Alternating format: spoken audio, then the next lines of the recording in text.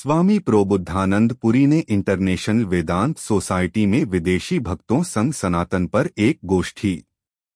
International वेदांत society (IVS) के महासचिव स्वामी प्रबुद्धानंद पुरी ने भागवत गीता, वेदांत, उपनिषद, सनातन धर्म की शिक्षाओं के माध्यम से भगवान के संदेश और मानव जाति के लिए प्रेम का प्रसार करने के सदैव भारत के साथ ही विदेश में भी सक्रिय रूप से कार्यरत है। मुस्लिम बहुल देशों में जाकर सनातन धर्म के बारे में और वेदांत के बारे में प्रचार प्रसार करना ही बहुत जोखिम भरा कार्य होने के बावजूद स्वामी जी के सरलता व सौम्यता के कारण लगातार सभी जातियों के लोगों के बीच वेदांत की प्रसिद्धि बढ़ रही है। माता पिता को देखते थे कि वो लोग ध्यान कर रहे हैं, पूजा पाठ कर रहे हैं, प्रार्थना कर रहे हैं।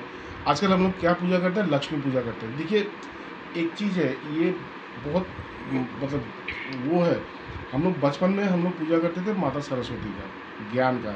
हमारे माता पिता हमको सिखाते थे कि ईश्वर से ज्ञान चाहो, भक्ति चाहो, भाव चाहो, सत्य चाहो, ये हमारे माता पिता सिखाते थे। लेकिन आजकल पूजा प्रथा भी थोड़ा सा बदल गया है। हम लोग वो पूजा करते हैं जिससे हमें हमारे अपने अंदर जो इच्छाएं हैं उसकी पूर्ति हो। तो धर्म को हम लोग अपनी इच्छाओं से जोड़ रहे हैं, अपनी इच्छा को पूर्ति करने का माध्यम बना रहे हैं। तो मतलब सबको इस बारे में जानना चाहिए, गुरुकुल वापस आना चाहिए। हमें हमें जैसे हमने कभी तो हम इस्लामिक दुनिया में रह गए या किसी के घर गए हैं, इस बार जाने के बाद मुझे इस्लामिक दुनिया के साथ थोड़ा सा परिचय हुआ।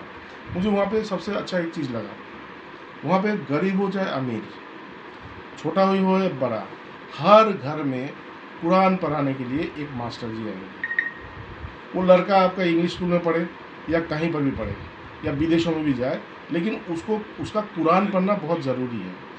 जब ये प्रार्थना करते हैं वो लोग प्रार्थना करते हैं, हर व्यक्ति उसी प्रार्थना को एक साथ दोहराते हैं, सबको कुरान याद है। हमारे यहाँ पे बताइए तो किसको कौन मंत्र याद है? और एक बात है, ये जो पंडित जी लोग आते हैं पूजा करने के लिए, उनसे अगर पूछा जाए इन मंत्रों का अर्थ क्या है, क्या वो बता सकेंगे? मैंने तो देखा है बहुत सारे पंडित हैं जो मंत्र भी गलत उच्चारण करते हैं। तो हमारे यहाँ निष्ठा का कमी है, ये बात को समझिए। लोग चिल्लाते हैं सनातन धर्म को बचाओ। सनातन धर्म का सबसे बड़ा अगर कोई विरोधी है वो खुद सनातन धर्म है, आप लोग हैं, हम हैं। क्योंकि हमने अपने धर्म के प्रति हमारा कोई निष्ठा ही नहीं है। अपने धर्म के प्रति निष्ठा बढ़ाओ, जानो, पहले जानो चीज़ क्या है। भगवत गीता का शब्द कहते हो, कभी एक पन्ना खोल के देखा है? कभी कोई देखा है? कोई नहीं देखा है। हम जानते हैं 99.9% लोग देखा नहीं। भगवत गीता जीवन का आधार है। भगवत गीता को लेकर के मतलब यूनाइटेड स्टेट्स जैसा इतना बड़ा एक देश, उसका फाउंडेशन में भगवत गीता है। भगवत गीता से फ्रेंच रिवॉल्यूशन आया है। हमारे यहाँ पे सब खत्म हो रहा है, हम लोग सब खत्म कर रहे हैं। हम लोग भगवत गीता का पूजा करते हैं। भगवत गीता का पूजा बंद कीजिए, उसको खोलिए, देखिए क्या लिखा हुआ है, कृष्ण ने क्या बोला है, उसको पढ़िए, उसको जानिए, उसको अनुभव कीजिए, बोध कीजिए। तभी आपके भीतर शक्ति आएगा, तभी सनातन धर्म बचेगा। धर्म का पालन ही धर्म को बचाएगा। हम लोग धर्म का पालन नहीं करते। वही यहाँ पे गंगा घाट में वो हो रहा है, देखने के लिए हम लोग चले गए, देव दीपावली, वो धर्म नहीं है जी। उस प्रसार को अगर चाहिए तो आपको सनातन जो उपनिषदिक वाणियाँ, जो ऋषियों की जो वाणियाँ हैं वही चाहिए। और हर धर्म में ही ऋषियों की वाणी ही निहित है। क्योंकि हमारा जो धर्म है, ये सनातन धर्म, इसका कब से शुरुआत हुआ है किसी को पता नहीं है। कुछ लोग बोलते हैं, पहले लोगों ने बात चलाया था कि 5000 वर्ष, फिर उसको घटा करके 2000 वर्ष, कहीं कहीं तो हमने पढ़ा कि 500 साल। मतलब ये सब कल्पनाएं हैं करके किसी प्रकार से सनातन धर्म को छोटा करने का प्रयास है। लेकिन हमारे ये जो सनातन जो विचार है, ये जो भावधारा है, ये कब से इस संसार में है किसी को पता नहीं है।